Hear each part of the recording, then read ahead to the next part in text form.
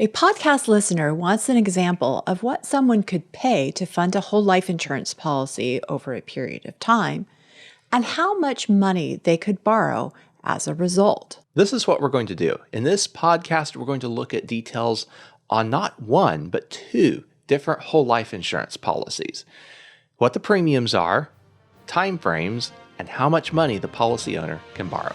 This is a glimpse into the infinite banking policy, how it's designed. It's a glimpse that most people never get to see.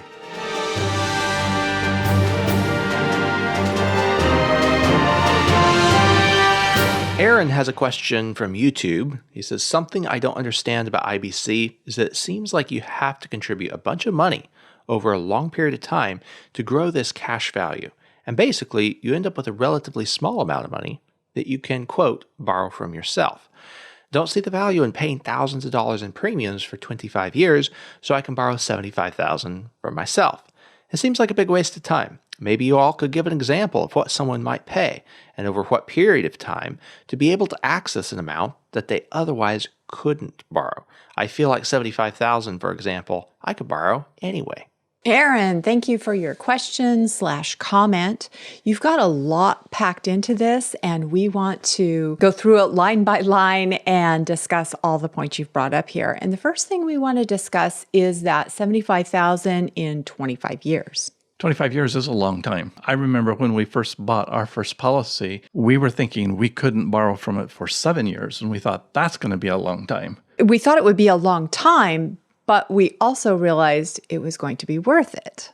But that was also a misunderstanding we had. We didn't have to wait 7 years. We would be able to borrow money right away. So let's address Aaron's question. That's 25 years. How do we get to $75,000 in 25 years in a life insurance policy? We don't know what Aaron was paying to get to $75,000 because it's a general question, so we can reverse engineer it. What would you have to pay to get to $75,000 in 25 years? Well, if you're looking at a plain vanilla policy that has no riders on it, just you're buying base insurance, then it's going to take a long time to get to $75,000 unless you're paying a very high premium. So if you put in $4,350 a year for 10 years and then you stop premiums. You're putting in about $43,000 in 10 years. That's right. By 25 years, there will be $75,000 available to borrow. That's a plain vanilla whole life insurance policy, not designed for high cash value. And that's what most people look at when they want to critique the infinite banking concept. They say, man, you have to put in all this money, then you have to wait for so long before you can really borrow any significant amount of money. And that's true with traditional or plain vanilla whole life insurance. It's not designed to build cash value high. That's the whole concept of the infinite banking concept, is to accelerate the cash value in the policy in the front years. So is there a way we can design this policy better so that we have more money in 25 years? There sure is. If this policy is designed for infinite banking to build a high cash value, you put in the same $4,350, it's going to grow much faster. Still stop premiums after year 10, so you're only putting in the $43,500. But by year 25, there's $91,000. So instead of $75,000, you have $91,000. And the death benefit is higher too. That's the same amount of premium over the same 10 years. And then you're waiting that same 25 years. Time is going by anyway. And instead of having $75,000, you're having $91,000. So the difference there is all in policy design. One of the questions Aaron had is 25 years is a long time. But you don't have to wait that long because in this well-designed policy, 50 to 70% of the premium that you pay in the first year is available to borrow in that first year. So you don't have to wait 25 years for $75,000 or $91,000. You have a portion of that available along the way. Another part of Aaron's question was about a bunch of money. And that's a loose term, or a relative term, I should say, because a bunch of money for me might not be a bunch of money for Bill Gates.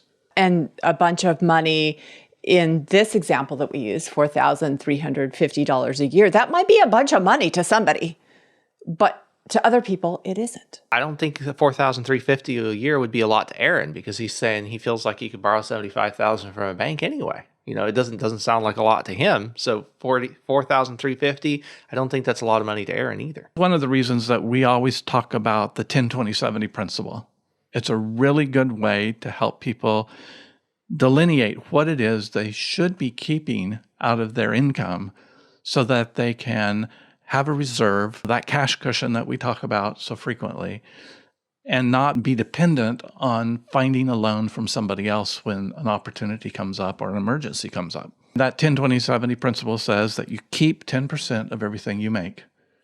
You allow 20% of your income to pay for non-producing debt. And if you don't have non-producing debt, that's then money that you can keep.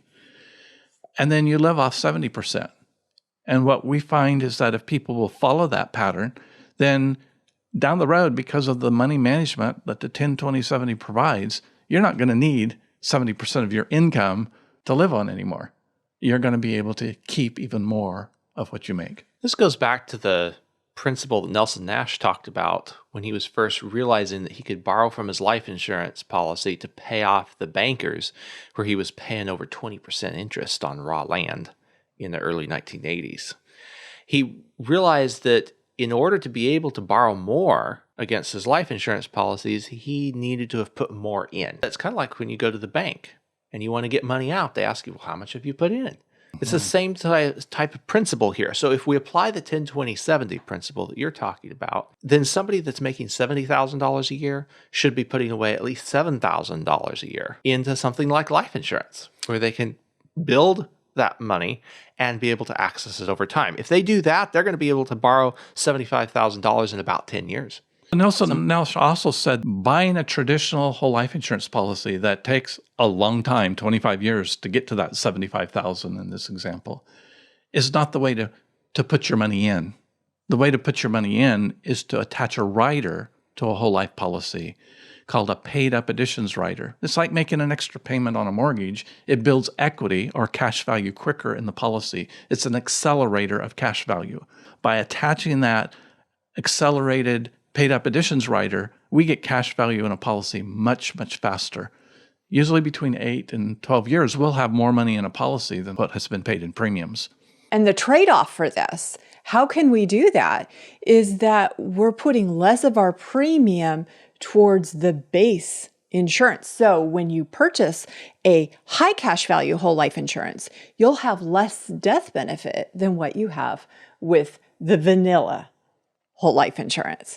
And like Nelson Nash said, we want to reduce that death benefit as much as possible, as much as the IRS will allow, so that we can have the highest cash value possible. And so that's what we're doing in a well-designed policy. We're getting to more of our money quicker because we're buying less of the death benefit. And by designing a policy that way, you actually end up having higher death benefit in the later years when you're more likely to die.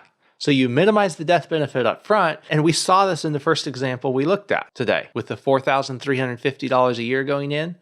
By year 25, the base-only example had about $177,000 of death benefit. The one designed with the paid-up additions rider that had more, like the $91,000 of cash value at year 25, that one you had over $214,000 of death benefit by year 25.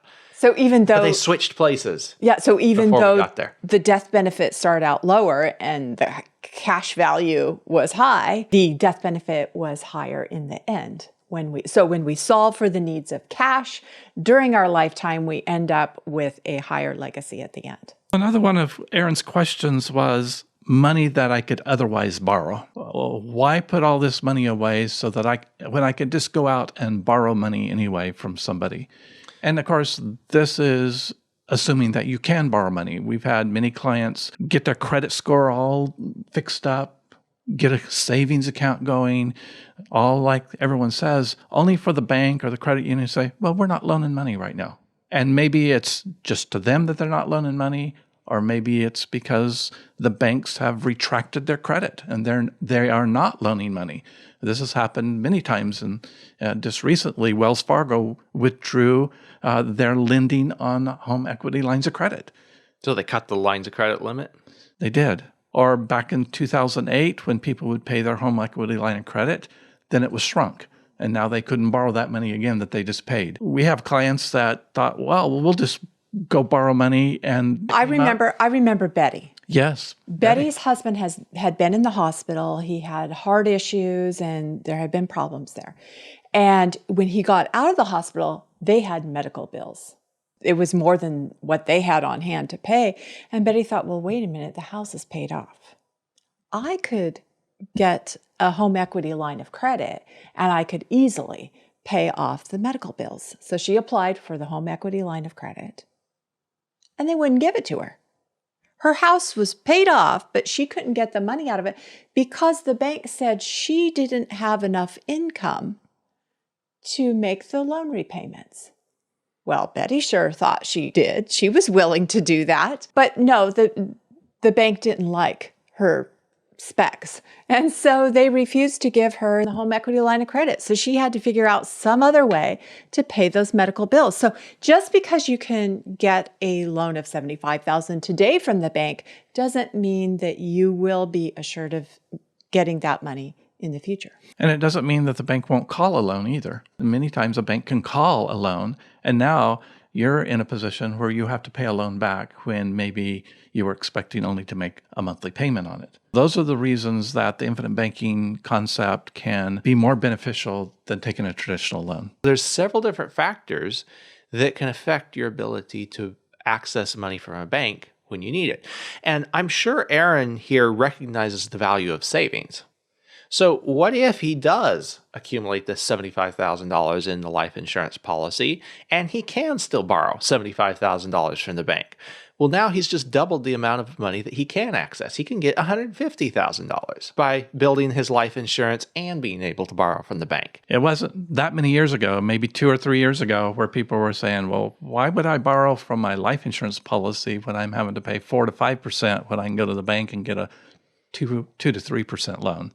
They're not asking that question anymore because those interest rates have reversed. It's now less expensive to get a policy loan than it is to get a bank loan.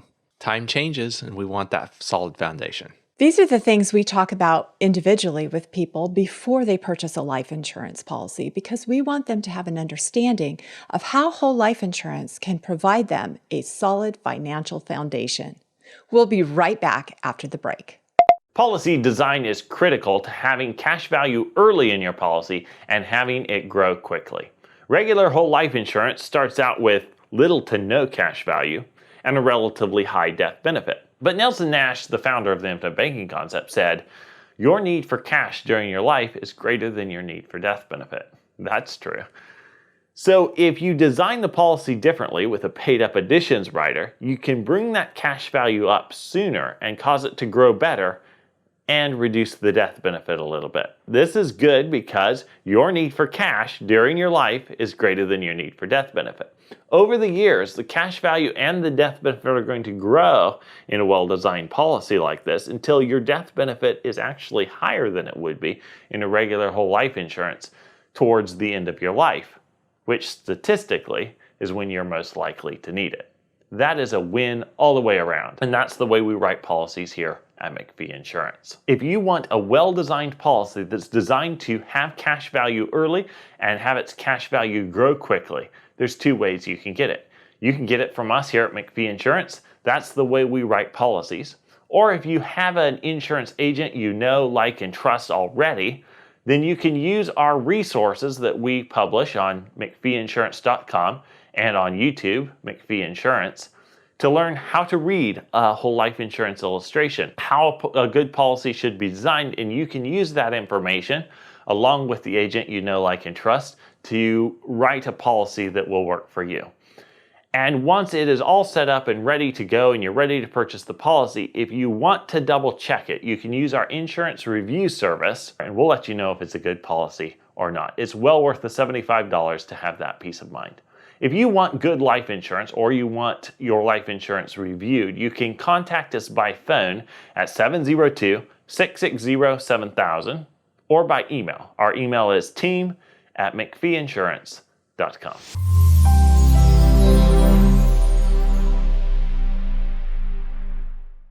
Aaron is talking about $75,000 in his question. He mentions that a couple of times. So how do we get to $75,000 in a policy quicker than 25 years? It depends on how much we put in. So somebody making $70,000 a year takes 10% of that, $7,000 a year, they can get to $75,000 in a policy in about 10 years. Somebody making $200,000 a year, if they put 10% of their income toward a premium, that's $20,000 a year. They can get to $75,000 in less than 5 years. Let's take an example based on someone that's making $70,000 a year. 10% of their income is $7,000 a year. And if they follow the 10-20-70 principle and they put that into a life insurance policy that's designed for the infinite banking concept with a low base premium and a high paid up additions rider premium, then they're going to have $75,000 in 10 years that they can borrow. And if they borrow that money and then pay it back as they would any other loan at 5%, that means they're going to be making $7,226 a year payments on that policy loan. That'll take about 15 years to pay back at that rate. It'll take 15 years. Now, they have what they purchased for $75,000 because they borrowed the money from the policy and made that purchase or investment or for whatever it is they spent the money on. And now at the end of repaying that loan, 15 years later after they took it, they have $146,000 in their policy that they could use again. That's because the policy keeps growing. And, of course, they're paying back the loan at the same time. That's pretty good. $146,000.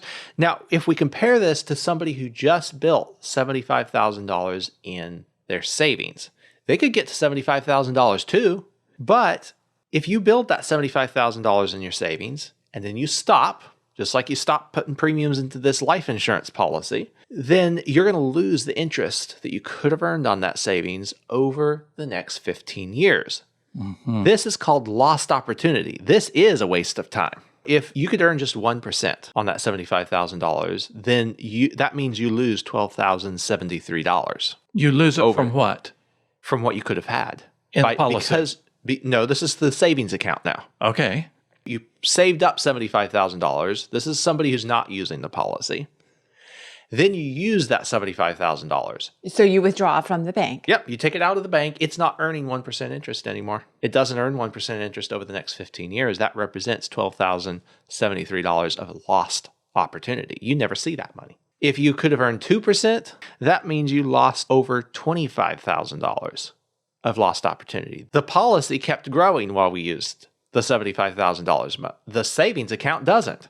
But just to be fair to the savings method, if you pay your savings account back, just like you would have paid the life insurance policy back, you will start earning some interest as you put that money back year over year. So let's say you pay the savings account back at $7,226 a year for 15 years. At the end of 15 years, you'll have $116,000 back in your savings account. Which would you rather have, the $116,000 in the savings account or the $146,000 in the life insurance policy? There's one scenario we haven't talked about that Aaron asks, and that I could borrow the money from somewhere else. What if I just borrow that $75,000 from the local bank because I can afford $7,226 payment annually? What do I have at the end of that 15 years? Well, you paid the bank loan back. And I've lost all the principal and all the interest that I paid to the bank. I just have my $75,000 of whatever I purchased.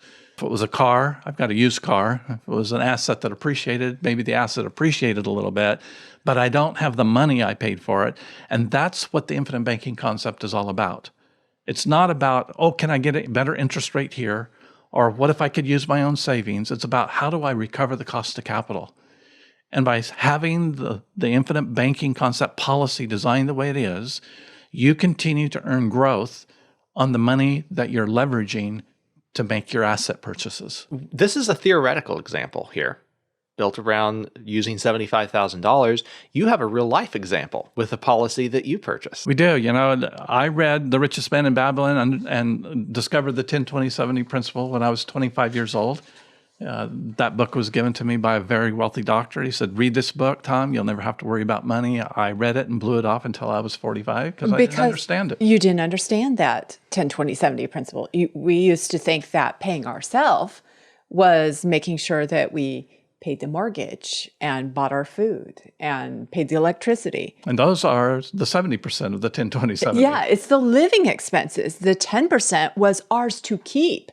And we didn't realize that. We didn't practice that until we came across the infinite banking concept and realized, oh, wow, we should be saving 10% of our income. We can save it in a whole life insurance policy where it's getting guaranteed growth, and yet we can access it during our lifetime. And oh, by the way, it's also buying a death benefit. We know we're going to die.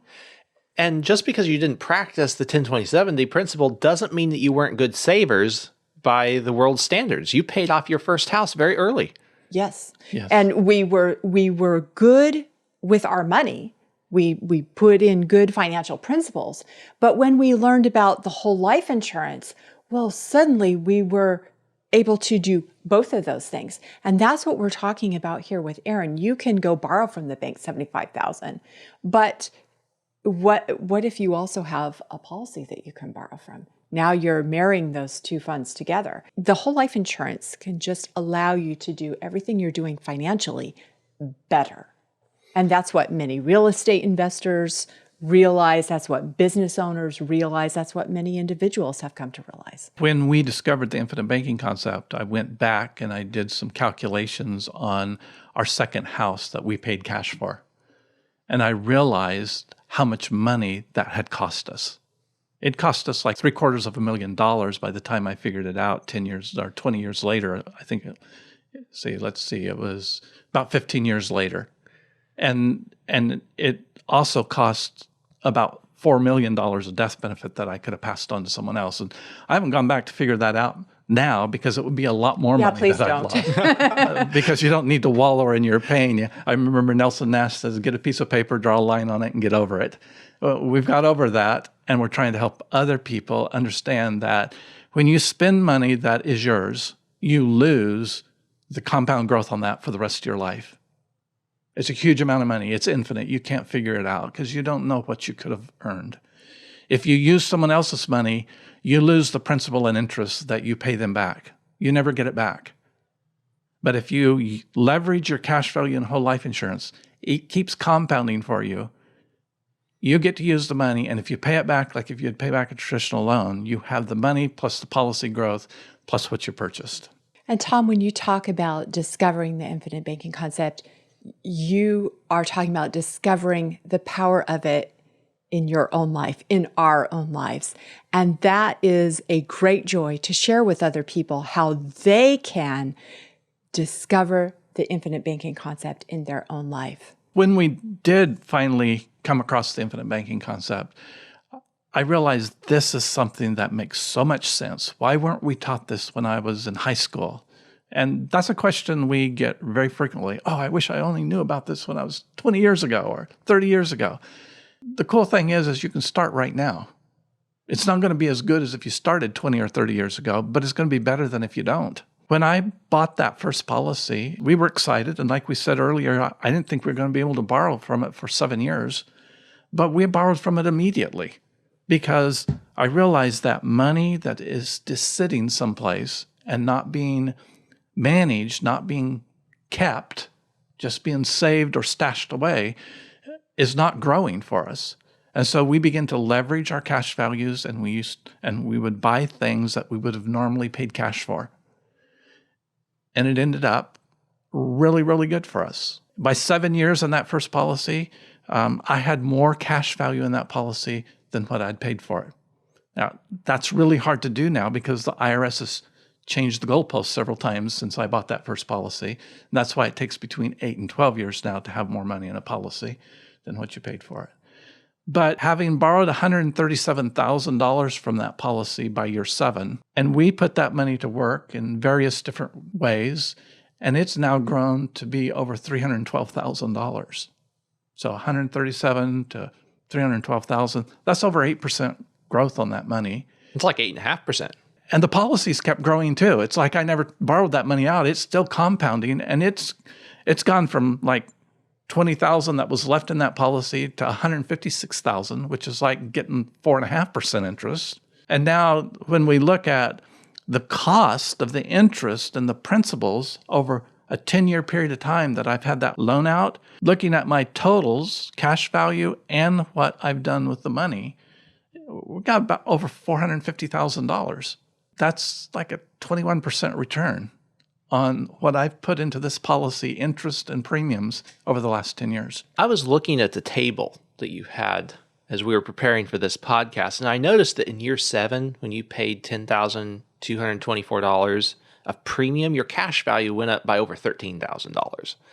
And that happens in a well-designed policy where the money that you're putting in premium, you get a nice growth on that. Guaranteed growth. Yes. And you still get that growth even while you're using that $137,000. That $137,000 grew for you. So not only do you have that growth in the policy, but you also now have what you did with that money outside the policy. And a legitimate question we often get, and Aaron might even bring this up, well, yeah, but what about the first 6 years? If you take the first 6 years of what you've put into this policy, that's not a huge rate of return on your money. And that's true. However, we were purchasing life insurance. And there's no other place that I know of that you can purchase something and then leverage the money that you purchased it with to use again. And that's in essence what's happening in the infinite banking concept. We put premiums into a whole life policy. We buy the insurance because we want the legacy. We want the death benefit for our loved ones.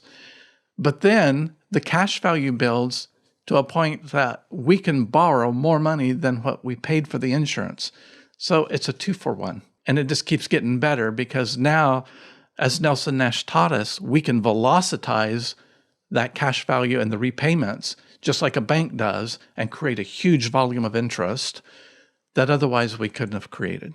There's 2 ways that you can improve your overall results. You can improve the outcome of your individual investments, or you can improve the consistency. The infinite banking concept helps us to improve the consistency. It does. It gives us an accountability. And a lot of people will say, well, that's just a forced savings. And I don't mind a forced savings account if it's making me wealthier. And I don't have to crimp my lifestyle to make that happen, but actually expand my ability to give more to charity and take more vacations. The username of the person who asked this question that inspired this episode of Wealth Talks is Aaron Murphy 8796. Thank you for your comment, Aaron. We hope this episode was helpful for you, and we believe other people are happy that you asked this question as well. We have 9 more questions from a McPhee Insurance client. Questions such as, how is the dividend rate determined? When I take a policy loan, do I get to choose the loan interest rate? And when I take a policy loan, how is the growth affected in my policy? We're going to answer all 9 of those questions next week, right here on Wealth Talks.